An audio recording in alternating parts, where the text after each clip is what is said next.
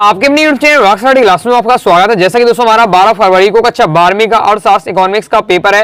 लगातार मैं आपको तैयारी करा रहा हूँ ओके बेहतरीन तरीके से, इसलिए मैंने आपको पहले ही 2 अंक की महत्व प्रश्न बता दिए विद सॉल्यूशन के साथ, और भी रह जाते हैं लास्ट में आपकी प्रैक्टिस करा दूंगा। ओके अभी हम 3 अंक की महत्व प्रश्न देख रहे हैं जिसमें पार्ट 1 आ चुका है, जिसमें आपको टॉप 8 क्वेश्चन बताएंगे।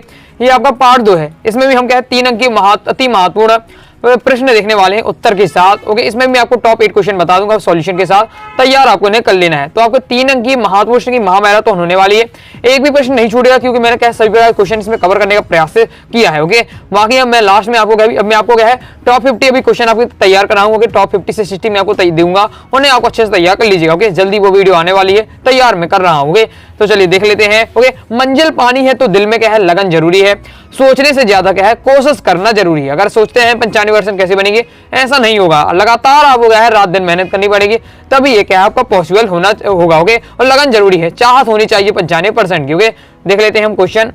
ओके देख लेते हैं पहला दोस्तों इसमें हमारा क्वेश्चन है किसी अर्थव्यवस्था की 3 केंद्रीय समस्याओं को लिखिए। ओके ये क्वेश्चन रिपीट हो चुका है, ये मैंने आपको क्या है ये पहली पार्ट में समझा दिया था। तो आपको इसमें आपको मेन याद रखना है कि क्या उत्पादन किया जाए, ये ओके फिर उत्पादन कैसे किया जाए, उत्पादन क्यों किया जाए, ये आपकी है अर्थव्यवस्था की 3 केंद्रीय समस्याएं। तैयार आपको इन्हें अच्छे से कर लीजिए, मैं समझा चुका हूँ पहले ही आपको पहले पार्ट में, देख लीजिए। ओके अपन सेकंड क्वेश्चन देख लेते हैं। हमारा इसमें है व्यष्टि एवं समष्टि अर्थशास्त्र में अंतर बहुत ज्यादा महत्वपूर्ण है। ओके तो व्यष्टि अर्थ आपका इसमें आपका ये दिया हुआ है व्यष्टि और समष्टि अर्थशास्त्र में अंतर।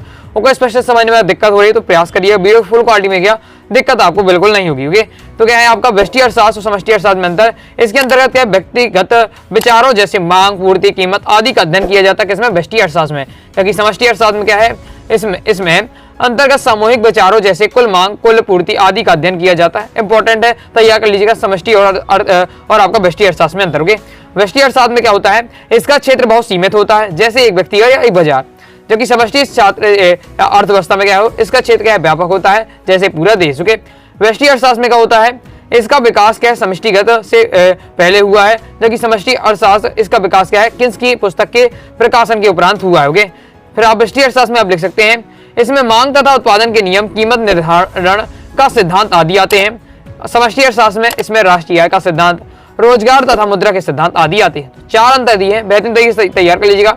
बाकी मैंने आपको पढ़कर आपको बता दी अगर आपको समझ में दिक्कत हो रही होगी।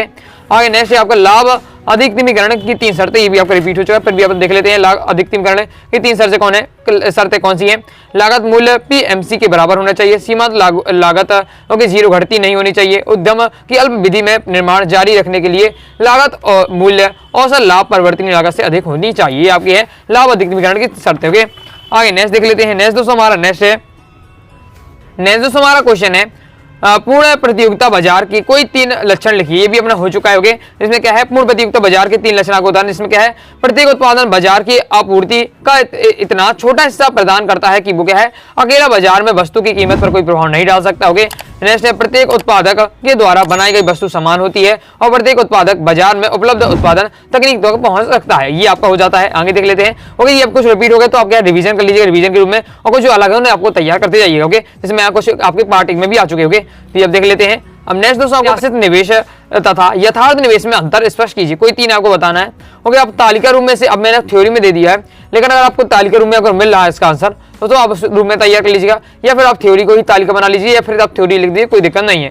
तो आपका प्रत्याशित निवेश तथा यथार्थ निवेश में अंतर आपको बताना है। तो नियोजित निवेश में पूर्व प्रत्याशित वह निवेश है जो फार्मों और योजनाकारों द्वारा विशेष अवधि के दौरान अर्थव्यवस्था में प्रारंभ किया जाना वाला अवांछित होता है। क्योंकि इसके विपरीत किसी अवधि का वास्तविक निवेश उदाहरण के लिए 1 वर्ष तथ्य के बाद मापा जाता है एक्स पोस्ट या वास्तविक निवेश कहलाता है। ये आपका दिया हुआ है।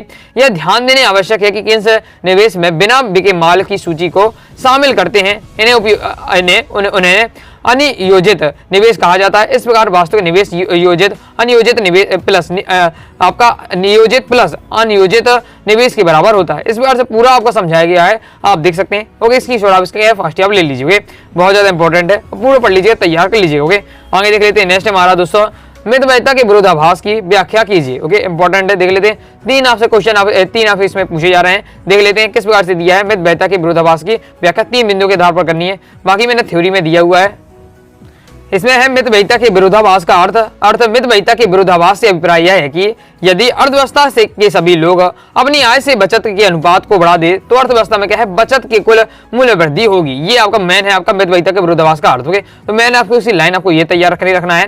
फिर इसका कारण यह है कि सीमांत बचत प्रवृत्ति के बढ़ने से सीमांत उपयोग प्रवृत्ति क्या है, कम हो जाती है। ओके, और निवेश गुणक क्या भी क्या है, कम हो जाता है। फलस्वरूप आय में वृद्धि की दर भी कम हो जाती है। इस प्रकार बचत बढ़ाने से कुल बचत का बढ़ना आवश्यक नहीं है। नीचे दिए गए चित्र से आप देख सकते हैं, मैं आपको अभी आगे चित्र दिखाऊंगा, वो आपको डायग्राम बनाना है मितव्ययिता के विरोधाभास को समझाने के लिए। ओके, तो इसमें आपको लिख सकते हैं, नीचे दिए चित्र से समझ आपको क्या है, चित्र में क्या है स्पष्ट है कि सीमांत उपभोग प्रवृत्ति क्या है, एसएस से S1 इसमें खिसक गया है। फलस्वरूप राष्ट्रीय आय भी क्या है, घटकर क्या है OY1 से OY2 हो चुकी है। ओके, अभी आप थोड़ा को समझ दिक्कत हो रही है, चित्र दिखाता हूं तो समझ में जाएगा। ओके, समझ जाएंगे आप, जिससे क्या है बचत फिर कम हो जाएगी। इस प्रकार बचत में वृद्धि नहीं हो सकेगी। मितव्ययिता से हम आय बढ़ाना चाहते हैं परंतु यह विरोधाभास है, इससे क्या आय बढ़ने की जगह क्या कम हो जाती है। विरोधाभास देखिए, हिंदी में विरोधाभास अलंकार बढ़ाया था, मतलब जो हो लेकिन जिसमें विरोध का आभास हो लेकिन उसमें वास्तव में विरोध ना हो, विरोधाभास था, अलंकार था। ओके, और इसमें हमारा क्या है, विरोधाभास का मतलब क्या है, हमें ऐसा लगता है कि आय में वृद्धि हो सकेगी लेकिन आय वृद्धि की बजाय क्या है, हमारी कमी हो जाती है। अब देख लेते चित्र, तो इसका आपको डायग्राम इस प्रकार से बनाना है। मैं आपको जूम करके दिखाता हूँ, ये आपको इस प्रकार से आपको डायग्राम से बनाना है और जिस प्रकार से आपको ये इस प्रकार से लिया हुआ है। अब थोड़ा स्पष्ट आपको देखिए, प्रयास करिए, ये आपको इस प्रकार से आपको बनाना है। ओके, आगे देख लेते हैं। अभी तक दोस्तों हमने क्या है, इकोनॉमिक्स से कंप्लीट कोर्स ज्वाइन कर लीजिएगा। इकोनॉमिक्स कोर्स में मिलेगा क्या, ऑल चैप्टर आपको इंपॉर्टेंट क्वेश्चन मिल जाएंगे। साथ ही दोस्तों आपको ऑल चैप्टर इंपॉर्टेंट क्वेश्चन मिलने के साथ साथ आपको क्या है 2 नंबर 3 नंबर इस प्रकार से मिल जाएंगे क्वेश्चन विद सॉल्यूशन के साथ। आपको क्या है, आपको ऑब्जेक्ट क्वेश्चन, इससे आप क्या है कंप्लीट तैयारी कर पाएंगे। ओके, तो कोर्स ज्वाइन करने के लिए 90 39 53 44 79 दिए गए व्हाट्सएप में मैसेज करना है। फीस 99 रुपए, 50% ऑफ चल रहा, तो केवल आपका 49 रुपए में कंप्लीट इकोनॉमिक्स का कोर्स आपको दिया जा रहा है। ओके, आगे देख लेते हैं। नेक्स्ट आपको तैयार कर लेना है, क्या है क्वेश्चन, वस्तु एवं सेवा कर यानी जीएसटी की व्याख्या आपको 3 बिंदुओं के आधार पर करनी होगी। देख लेते हैं, मतलब जीएसटी के बारे में सीधा आपको बताना होगा। जीएसटी क्या है, बहुत ज्यादा इंपॉर्टेंट क्वेश्चन है हमारा। ओके, जीएसटी का फुल फॉर्म तो आपको पता ही है, good service tax. Okay, next इसमें आपको क्या बताना है, व्याख्या करनी है।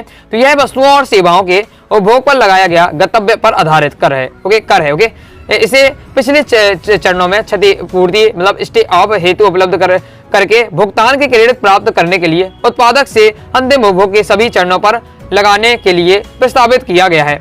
संक्षेप में केवल यह मूल संवर्धन पर ही कर लगाया जाएगा, कर का बोझ अंतिम उपभोक्ता द्वारा वहन किया जाएगा। ओके, इस प्रकार से आपका दिया हुआ है। ये पता ही है, जब भी जीएसटी लगता है तो ये अपन उन्हें जो माल खरीदता है उससे नहीं लगता, जो ग्राहक वस्तु खरीद, जब आप कुछ भी सामान लेने जाएंगे तो आपसे वो क्या है वसूल लिया जाता है जीएसटी के नाम पर। ओके, तो इस प्रकार से वही आपको लाइन में बताया गया, थोड़ा आप समझ के लीजिएगा। ओके, और फिर आपको तैयार कर लीजिएगा तो आपसे याद हो जाएगा। ओके, और भी थोड़ा आपको डिटेल से थोड़ा तैयार कर लीजिए, मैंने तो अभी शॉर्ट में दिया है, थोड़ा आप डिटेल से और पढ़ने का प्रयास करिएगा। ओके, तो चलिए आगे देख लेते हैं। नेक्स्ट आपको तैयार करना है राजस्व और क्या है पूंजीगत व्यय में आपको अंतर तैयार करना है। ये भी आपको अभी प्रीवियस वाले क्वेश्चन है उसमें मैं आपको बता चुका हूं, तो वहां से तैयार कर लीजिए, जिसमें आपको ये वाला थोड़ा गलत इसमें पॉइंट आपका हो चुका है, तो इसे आप देख लीजिए। ये इसी का रिपीट हो गया है। तो इसमें आपका पूंजीगत व्यय क्या होता है, सरकार की परिसंपत्तियों में वृद्धि करने वाले खर्चों की पूर्तिगत व्यय माना जाता है, जबकि राजस्व व्यय की आपको तैयार उसकी परिभाषा आप लिख लीजिए। बाकी आपका ये दिया है, राजस्व व्यय क्या है, कमाई क्षमता में वृद्धि नहीं करता है, जबकि क्या है पूंजीगत व्यय में व्यवसाय की कमाई में क्षमता बढ़ाता है। इस बार से दिया है, तैयार कर लीजिएगा।